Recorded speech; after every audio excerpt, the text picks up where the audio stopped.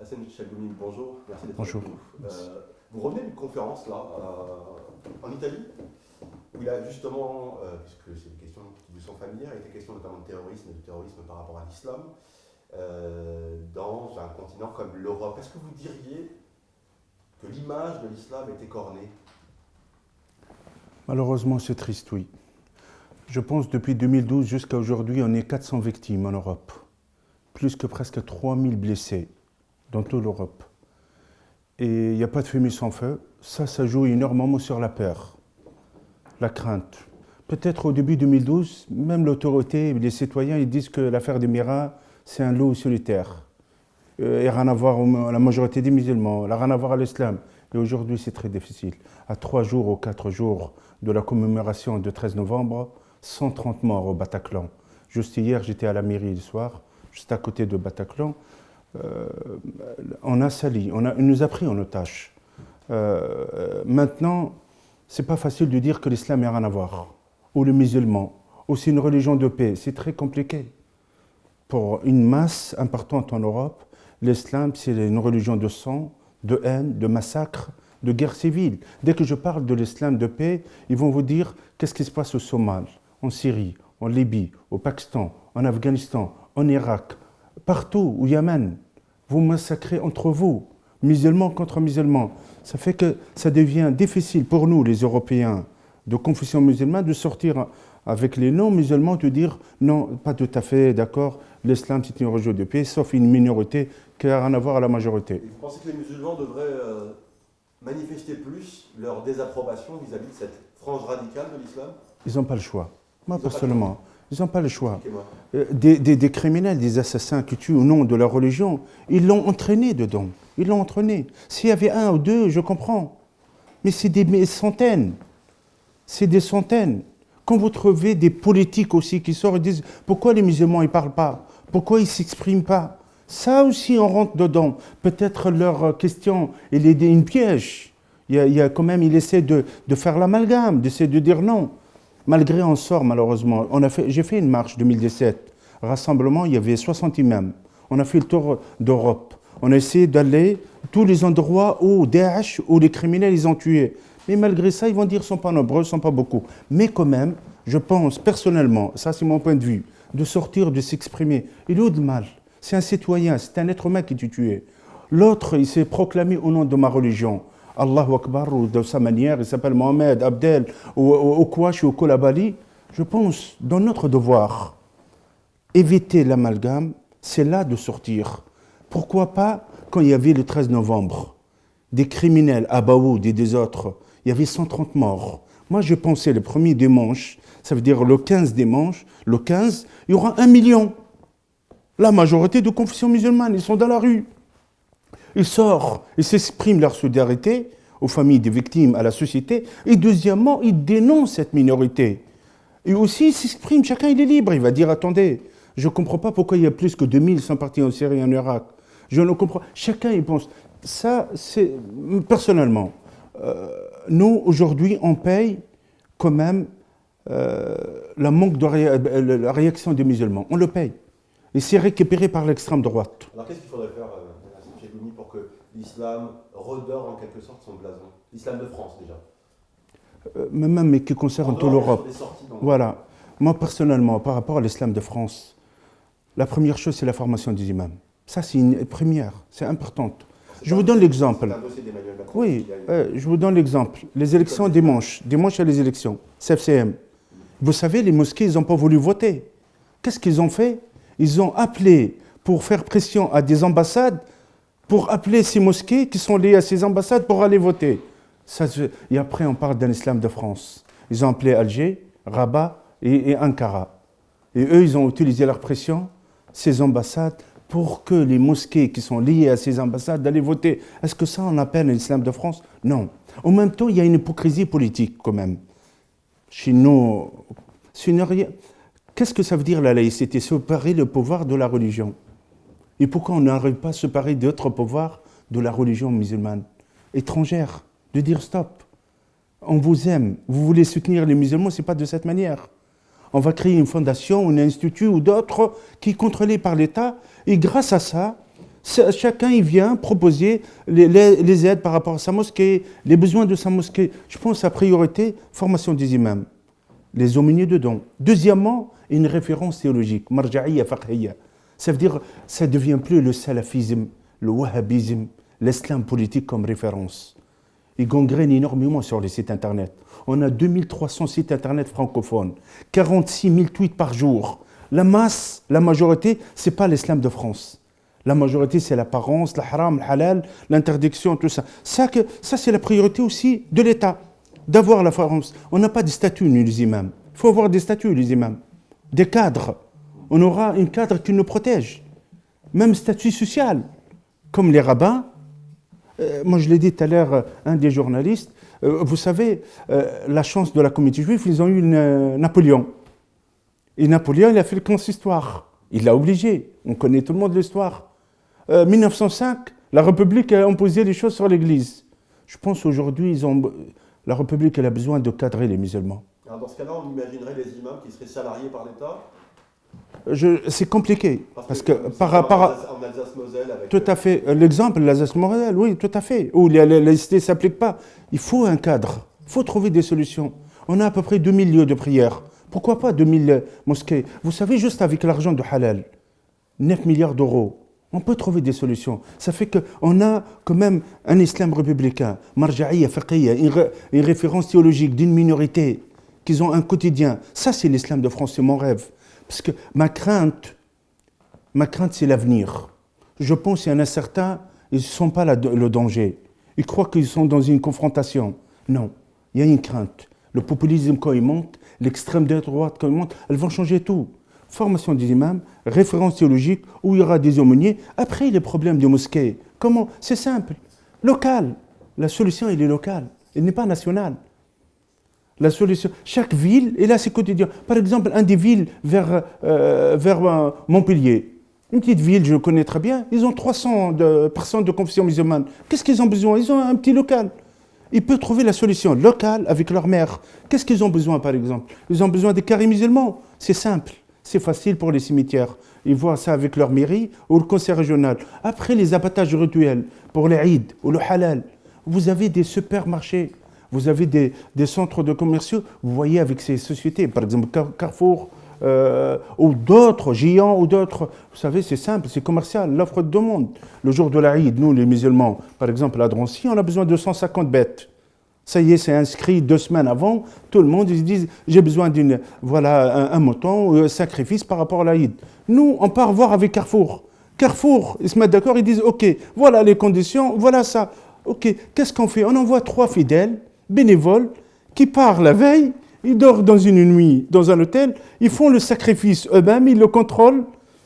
Le soir, à 19h, toutes les bêtes sont arrivées dans chacun de lui. On a évité la confrontation. On a évité l'amalgame, la récupération de l'extrême droite. On a évité son sacrifice dans un baignoire ou dans un jardin. Ça fait que la solution, elle existe. Elle est locale.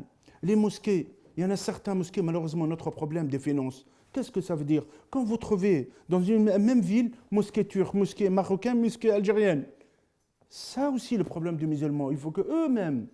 Mais le problème, l'islam de France, elle a besoin, surtout la formation des imams, et aussi les problèmes des écoles privées. Ça aussi, il se développe. Depuis 2004, la loi de signes religieux et l'interdiction, depuis ce temps-là, ça a commencé à développer les écoles privées, énormes. Beaucoup de jeunes filles surtout, et des parents qui enlèvent leurs enfants des écoles publiques vers des écoles privées dites musulmanes. Ça aussi, il faut que l'État gère ça. Pourquoi? Quel est le problème de ces écoles privées? Non, ce n'est pas le problème. Il y a des... Je vous donne l'exemple. Moi, j'ai des familles qui sont venues me voir. Est-ce que je peux mettre mes enfants à telle école? Je dis oui, vous pouvez, bien sûr. Mais allez voir le niveau. Ils ont perdu 3 ans, ces enfants. Résultat nul. Ils pleurent. Ben, c'est normal, ils n'ont pas l'expérience. Et ça fait que, qu'est-ce que ça fait? Ça fait 3 ans perdus d'une vie d'un enfant. Quand ils l'ont ramené à l'école publique, c'était compliqué. Vous savez, de le ramener de l'école privée vers l'école publique, c'est difficile de le ramener. Après, ils ont justifié pourquoi ils étaient là-bas. Il se trouve à la fin que le responsable lui-même, il a des soucis. Ça fait que le niveau n'était pas bien. Et là, ils regrettent le retour de leurs enfants d'une manière. Moi, je trouve que ces écoles, il ne Il prend nos enfants comme des orphelins, d'essayer sur eux. Ou vous êtes capable de le faire, ou sinon non. Et ça, le rôle aussi, parce que c'est commercial ces écoles en général. Même ils vont rajouter un peu la religion, ou rajouter un peu la matière Coran ou arabe et tout ça. Mais quand même, l'État aussi il est responsable de gérer ça, de contrôler, de faire attention, de ne pas perdre autant d'enfants. Je vous donne l'exemple. Il y a des écoles, par exemple, à Bobigny. Cette école, elle oblige à 4 ans. La fille, elle porte le voile. Comment on peut accepter ça? Ça, c'est dangereux, ça. Ça commence petit à petit.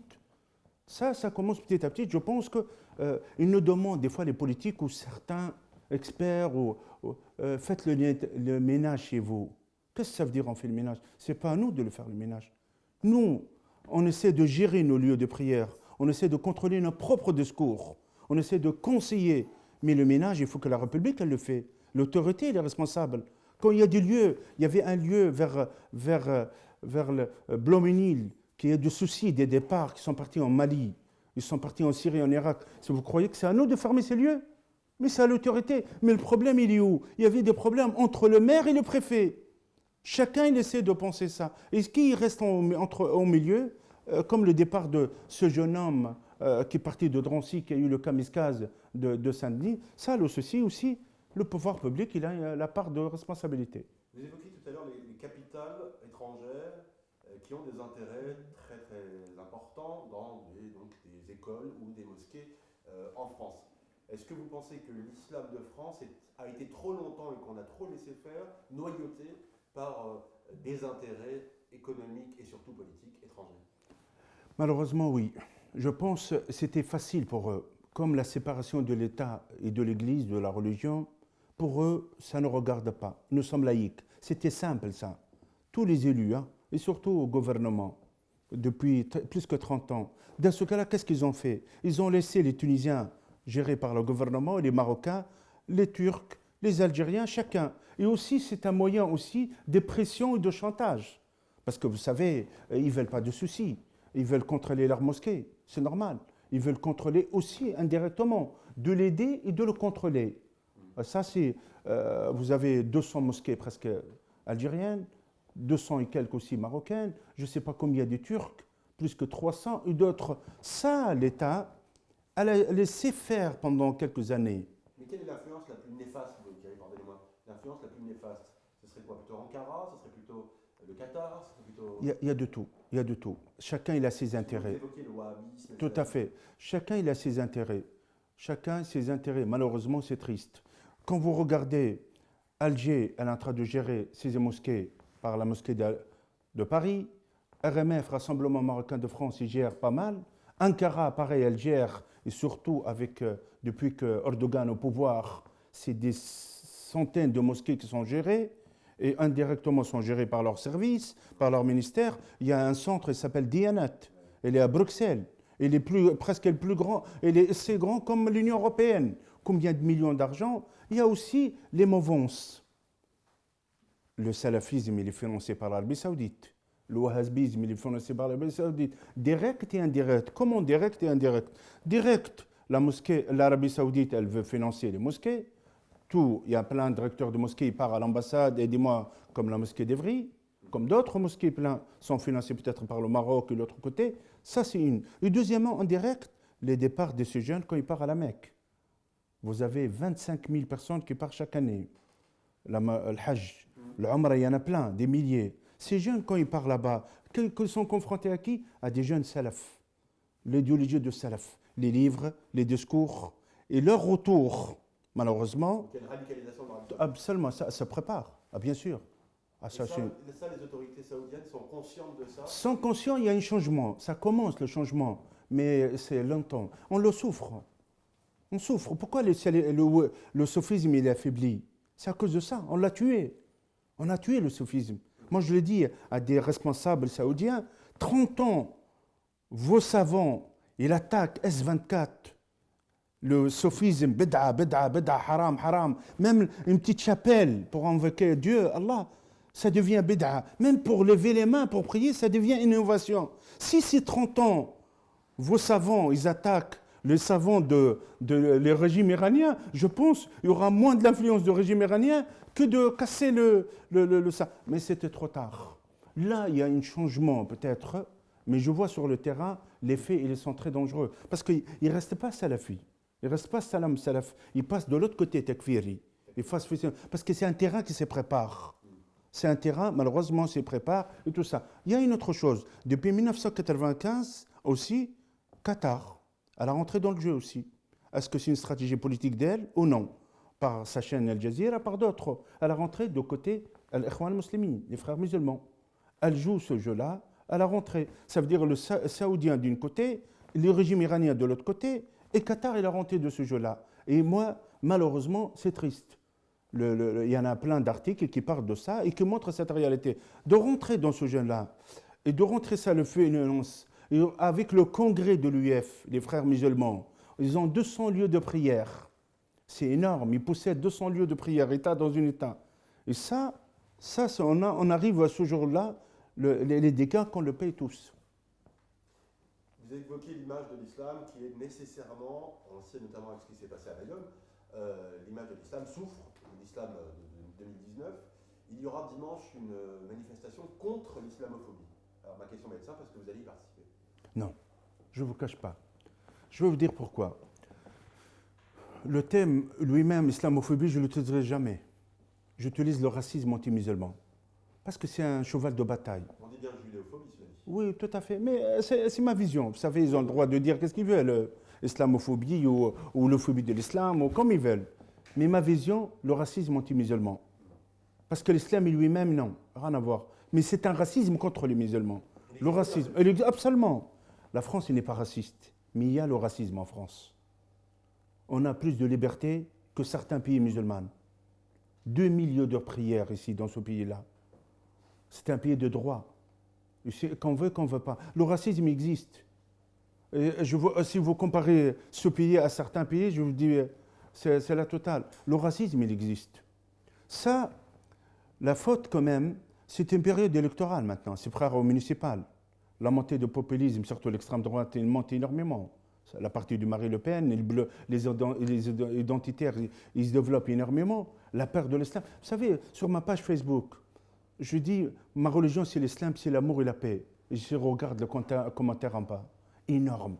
Quelle religion de paix, quel amour. Vous êtes tous des assassins. Ça, c'est du racisme. Mais c'est compliqué. Qu'une partie de la société...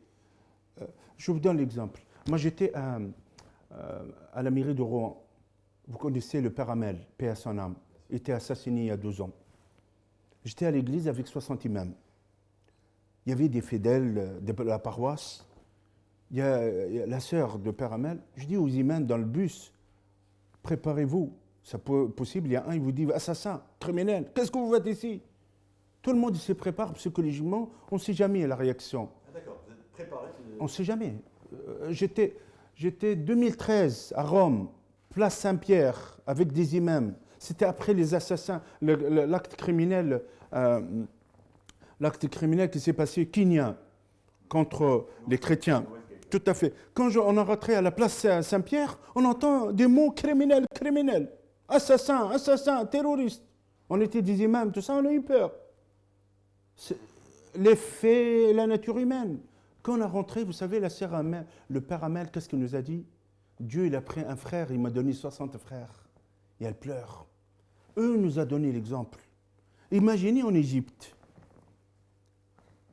un copte, il fait l'horreur de sa vie, et la faute de sa vie, il rentre dans une mosquée, il tue un imam. Je vous laisse imaginer comment ça se passe. La réaction. C'est une vérité, c'est une vérité. On est d'une nature, dès qu'on se chauffe, c'est fini. Il passe à l'acte. Crime. La France, elle a payé 270 morts, 1000 victimes. La majorité des Français, ils n'ont pas tombé dans le piège de Daesh. Daesh, qu'est-ce qu'ils veulent, les extrêmes? Ils nous diviser, de mettre la guerre civile. Et comme le dit, pardonnez-moi, comme le dit Pierre-Jean Luizard, un grand spécialiste notamment du monde arabe et de l'islam, historien, la première victime des attentats atroces les musulmans. Par les musulmans sont des musulmans. C'est les musulmans, c'est nous. 90%. En Afghanistan, c'est qui meurt? En Irak, c'est qui? Au Yémen, c'est qui? En Libye, c'est qui? Et en Syrie, c'est qui? Au Somal, au Soudan, et encore, et encore, et encore. Je pense que la marche, personnellement, voilà, ils vont le faire. Et ok, faites-le. C'est normal. Ça ne rapporte rien. Personnellement, vous voulez que le racisme anti-musulman il baisse? Ça, c'est clair. Ils ont le droit de ça. Mais je pense, grâce à votre comportement, Par exemple, le fait que Jean-Luc Mélenchon participe à cette marche, qu'est-ce que vous en pensez? je pense qu'ils servent un peu politiquement. Voilà, désolé. Ils servent politiquement. Tant que c'est l'extrême droite, c'est un abruti qu'il a dit à cette femme de cette manière, c'est normal. Ils cherchent tous les élections. Il n'y a que ça qui pense à ça. Il n'y a que ça, seulement des intérêts électoraux. Mais en même temps, la masse, elle est en train de regarder leur réaction.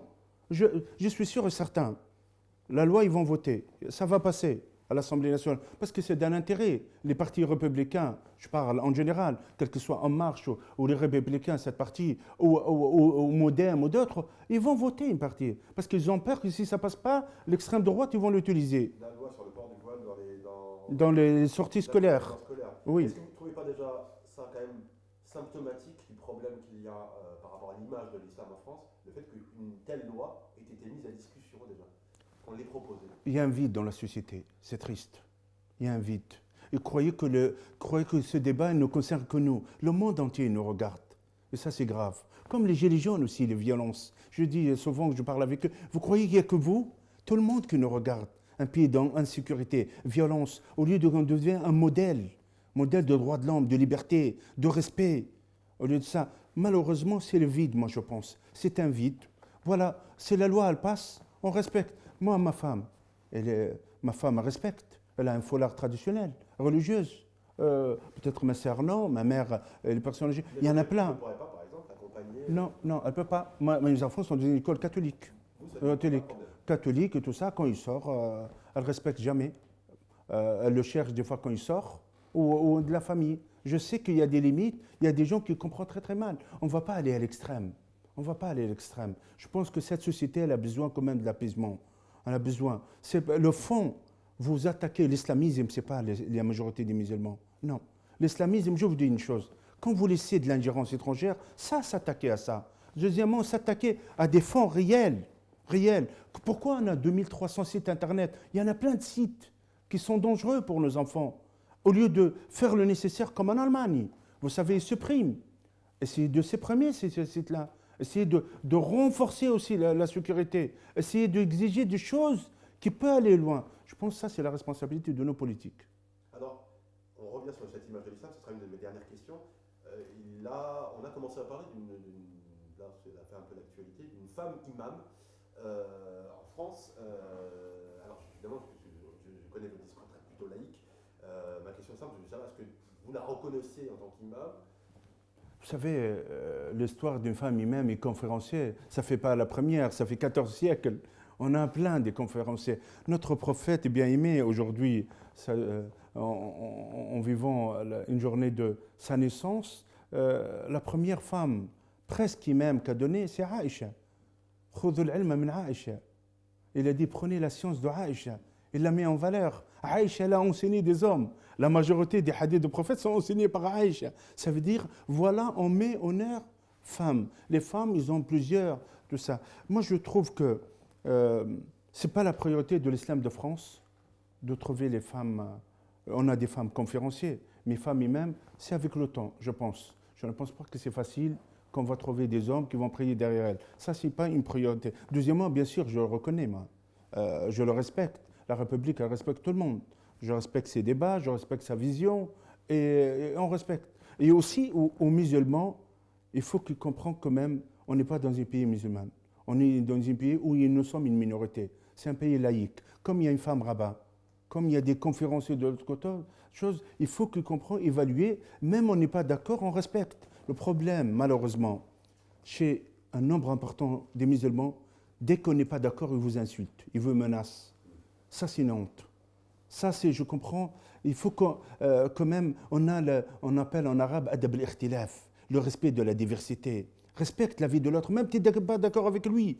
Arrêtez d'être un peu offensif. Sortez aussi de votre ampoule de victimaire. Victime de quoi? Sorry. On a presque le même droit ici. C'est vrai, il y en a certains qui subissent problème de racisme et l'autre, mais on arrête, on avance. Le problème du voile, M. Chebrouni, par exemple, est-ce qu'il est si récurrent en France? Qu'est-ce que, à votre avis? Je pense... problématique du voile. Voilà. Ça fait 30 ans quand même, depuis 1989, l'histoire de Creil et tout ça, ça se développe. 2004, ça monte. En France, il y a deux choses, colonnes, ça le touche. La place de la femme et la liberté. Pour eux, ils ne peuvent pas négocier pour ça. Pour eux, quand ils voient une femme voilée, ils pensent que c'est l'homme derrière ça, ou les sectes et tout ça. On essaie de le comprendre, on essaie de lui dire non. Il y a certaines femmes, peut-être, ils ont tombé dans les sectes, par rapport à les sectes et par rapport à tout ça, mais je pense que la majorité, ils le portent eux-mêmes. Et j'appelle aussi les sœurs musulmanes, ou les musulmans en général, arrêtez, il ne faut pas être à la confrontation. Il ne faut pas être à la confrontation. S'il y a une loi, on le respecte.